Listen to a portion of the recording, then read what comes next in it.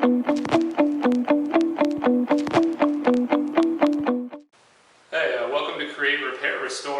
name's Anthony. I just want to welcome you to the channel and give you a little background about myself before we get working on this little snapper riding mower here that's sitting to my right. I grew up working on a little bit of everything. Kind of was in a middle of nowhere town in central coast of California, so I grew up working on small engines, cars, motorcycles, kind of you name it. I've also got about a 10-year background in the trades. So this channel is going to be some education, some fun. Like I said, you'll see me working on a little bit of everything. So without further ado, let's get into it and start working on this snapper here. Alright guys, so here's our surgery candidate for the day, the aforementioned snapper riding mower. I believe this one is from the late 90s, early 2000s. It's been mostly sitting in an older gentleman's shop for a lot of years, so it's in pretty good shape, but it hasn't run in quite a while. I bought it in August, and it's just been sitting around waiting to get used until spring came around. And so we're going to get into this thing. Like I said, I think it has some old gas. There's a flat tire on the front over there, which I have a replacement for. I'm assuming the carburetor's probably going to need a little love, and who knows what else. So let's get into this thing.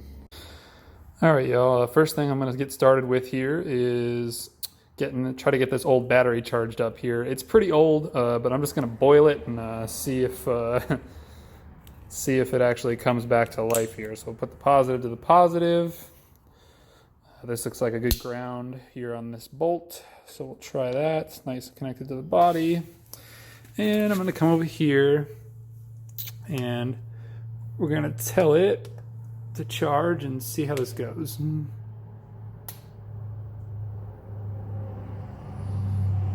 Alright, says it's charging, so we'll let that go. And next thing I'm going to do is get into changing that tire over there.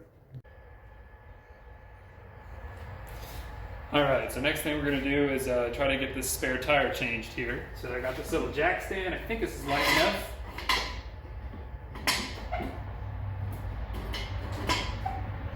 Yeah, so that's nice and secure now. Give it a little wiggle test. That's going pretty well. So first things first, I'm going to get this little dust cap off of here and try to see how this is connected. Alright, so looks like it's just got a cotter pin that's running through the axle.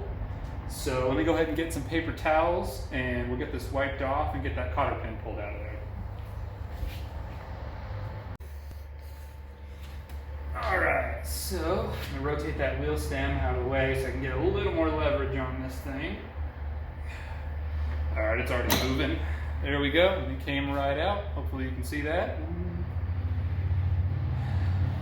Now you really shouldn't reuse a cotter pin, but I don't have another one that size, so I am going to reuse it. It's not the end of the world. So let's do this. Clean this off real quick.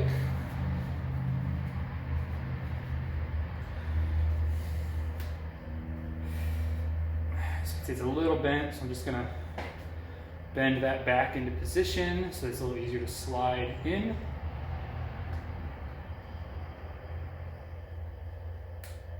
Alright, should be good enough. I'm going to slide this old tire off. The reason I'm replacing it is it had such a big hole in the bead that there was just no way that I was going to be able to get this to pop back on bead no matter how much air pressure.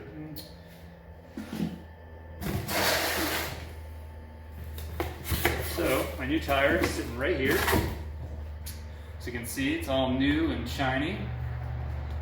Came just like this, all pre-inflated and ready to go, which makes this whole process much easier. I don't have to fight getting a tire on the bead or anything like that. I am going to use some of this old grease off of this one, wipe out as much as I can, grease up the axle here before I stick this new one on. I'm also going to grease up this bearing as much as I can. Hopefully y'all can See that as I'm making a big mess and making this pretty white rim not so white anymore.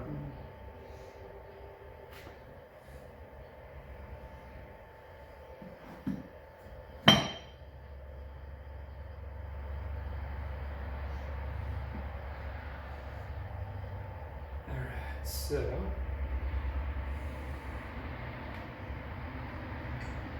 just getting some of this grease out of this old one so that I can keep greasing up this new one.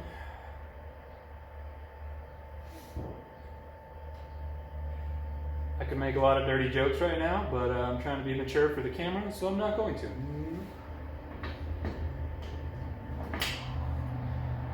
Alright, so that feels nice and greased up to me now.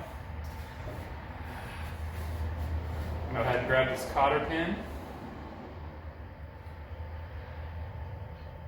And like I said, if you had a new one, it would be better to use a new one. I just unfortunately don't have the correct size for this laying around in my shop, so we're going to reuse this one. Just using the back side of the dikes to push this pin through.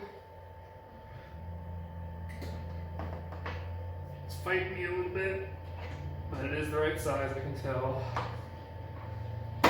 There we go. That's all the way through. And I'm just going to bend one side of it over like it was before, just to ensure that it doesn't back out when the wheel starts rotating.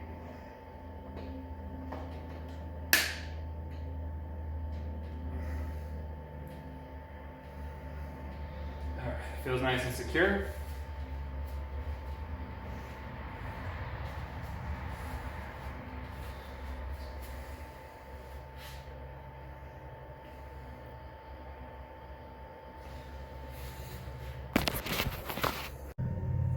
Alright, so I just wanted to bring you guys in for a close-up here. You can see cotter pin is in, and it is bent a little on one side to keep it from backing out. This is our grease cap here, so I'm just going to kind of get this lined up. It's kind of finicky. We're going to push that on into place. And there we go. Job done. That was a nice, easy job. That tire only cost like 35 bucks on Amazon, so can't beat that. Alright y'all, so now that tire's done, the battery's charging, let's take a look inside this air box and just make sure that there's no rat's nests or whatever. We don't want anything getting sucked into the engine when we try to crank it over. So let's do that, and maybe we'll get a peek at what our carburetor looks like in here. Might be able to tell how bad it looks. Alright, so this cover, let's see here. There it goes. Well, our air cleaner looks really clean, which is a great sign. Looks like this old guy took care of this thing.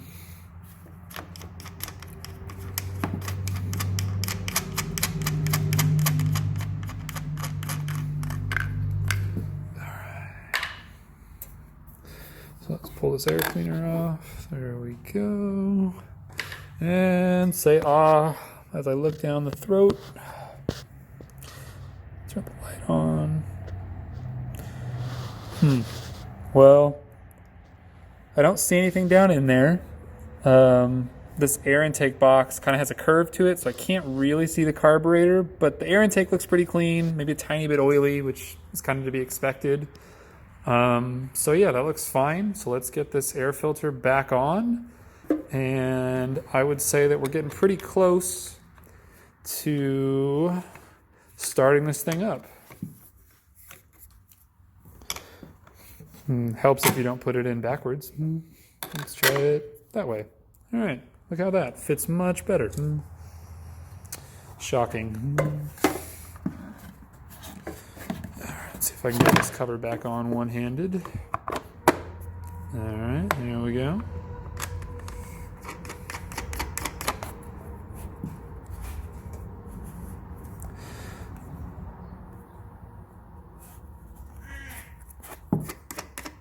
You know what I did? Even I make mistakes, especially when I'm going quickly and trying to do things one-handed. All right, so this cover needs to come off. I forgot to put our lock nut back onto the air filter. So let's get that guy nice and snug. All right, nice and snug down. Then I'll put the cover back on for the second time.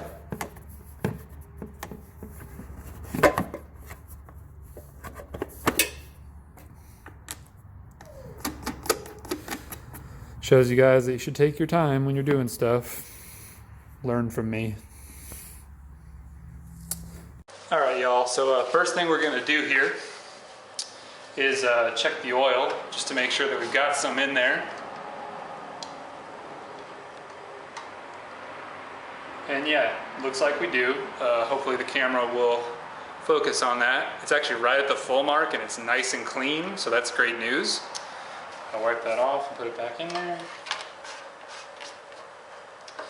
Next thing I'm going to check is make sure the gas in the tank, see if there is any for one, and if it smells real bad, we're going to take that out of there before we try to fire this thing up. Yeah, there's a little bit in there, but you can tell on my face that smells pretty bad. It's pretty lacquery. So I'm going to go ahead and grab a small little siphon pump, and we're going to try to get that out of there and fill it with some fresh stuff before we go ahead and fire this thing up.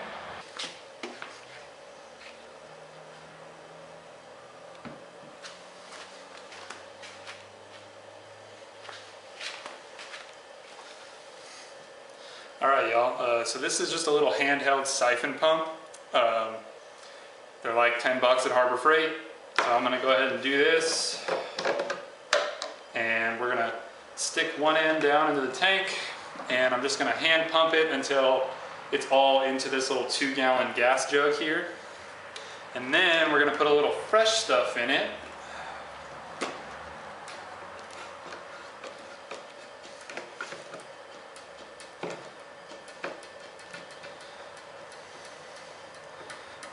Alright, so I'm just trying to get the flow started. And actually, you know what? There's so little in here that this pump doesn't actually want to pick this up. I can smell it and I can see it, but it's such a tiny amount. So I think we're all right to just throw some fresh gas in here then, and hopefully it'll dilute it enough. It's a plastic tank, so I'm not going to have to worry about rust or anything, and I don't see any water in there with a flashlight, so I'm hopeful that if we just add some fresh gas to this, it should just fire right up. So let's grab a tank. I have another tank sitting over here. Let me just put this back on real quick. Alright, so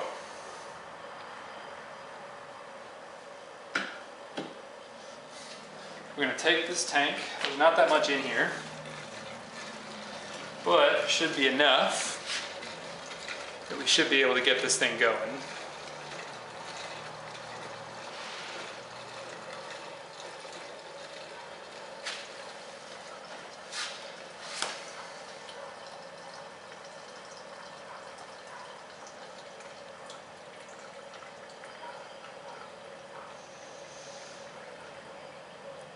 So I'd say that's about a half a gallon in there. I have more, but I just want to see if it runs first before I throw any more gas at it, especially with how expensive gas is right now. I'm sure you guys know.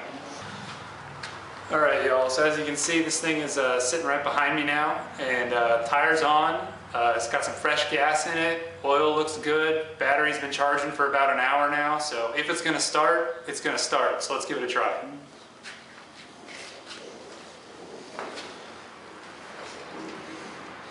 Alright, so just making sure it's in neutral. Looks like it is. This clutch brake, assuming that's got to be down to start it. That's the only safety I see, so let's try and give this thing foot forward.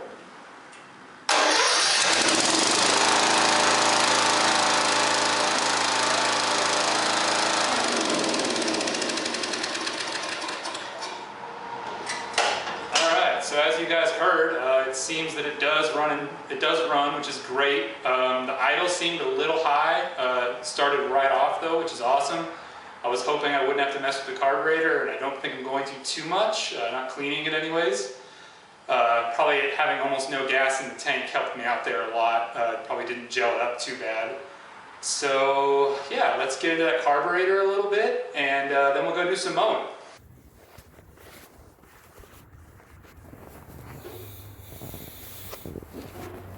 All right, y'all, let's do some mowing.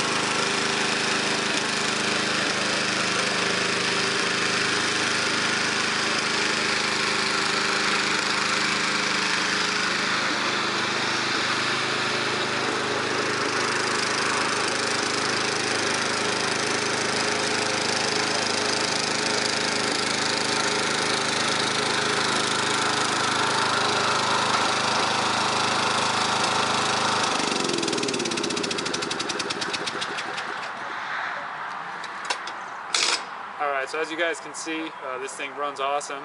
Goes through all the gears okay. The blades seem to engage well. Really happy with it. Should be good for years to come. This video ended up being a little easier than I was anticipating. Didn't have to get into the carburetor too much.